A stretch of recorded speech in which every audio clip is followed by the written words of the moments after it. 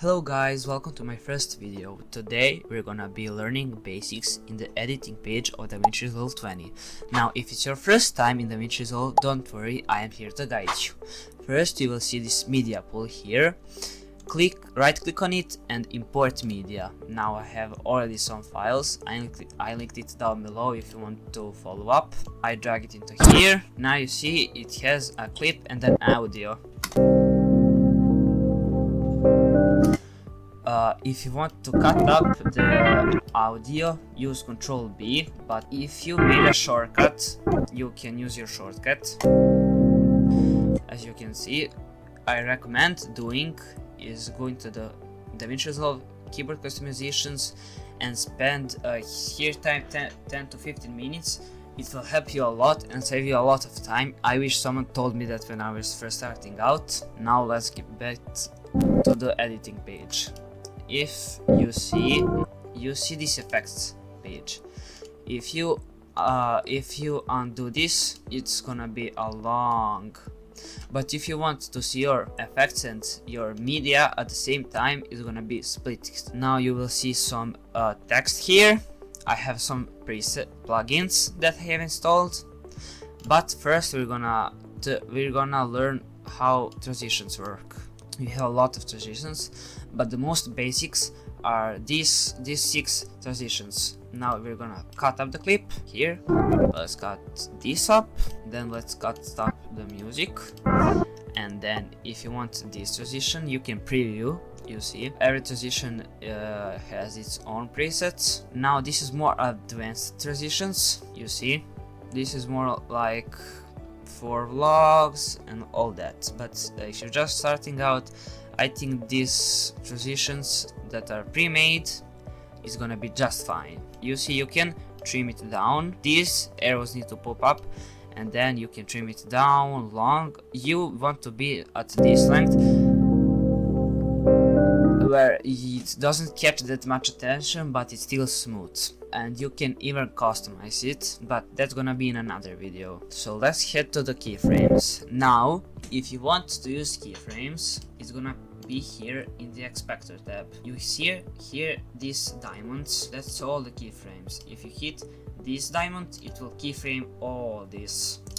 But we're gonna just play with zoom and position for now. Let's go to the beginning, keyframe, position and zoom. Go to the here 26th frame, 28th frame, just hit this 122 and position. This is if you want to zoom out, to zoom in into something. You see how it zooms in. But now if you want to smooth out those keyframes, you go to this keyframe tab. You can either hit this when it shows you. If you want bigger, here you can even move it. Now we're gonna have to select position I and X, and then we can have ease in and out, ease out and linear. I'm gonna do ease in and out. That's gonna be the most common preset you're gonna use. You see how it's smooth. It's not sharp anymore. If you want to do the instant zoom, you just go to the beginning of the clip. You can just zoom in here. If you move it to 1 or 2, it's gonna be instant. Let's see here 2, here and here is gonna be instant now. You see how it's instant. It doesn't take a lot of time, and if you want to point out something for 1 or 2 seconds, then it's gonna be useful. Ctrl Z to undo actions. You're just gonna undo all of this, and here you can zoom out. Now here is the most, I think, useful tool. These are called the markers. Now if you're working on a project that involves beats, and you need to cut clips on the beats, you use this. You can choose yellow and you can press the shortcut M, and here it will appear. Now if you want this, just here this M. Now clear all for it to disappear. If you want it to be on the clip, you just press M and you need to have the clip claimed, so you can hear markers. And now if you want it to be faded out, you can here you see how it fades out, and even audio can be faded out, like here. Even the audio fades out, you see.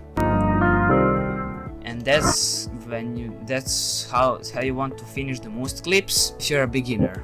I'm assuming if you're watching this clip that you're a beginner, and this is all the basics you will need to create your first projects.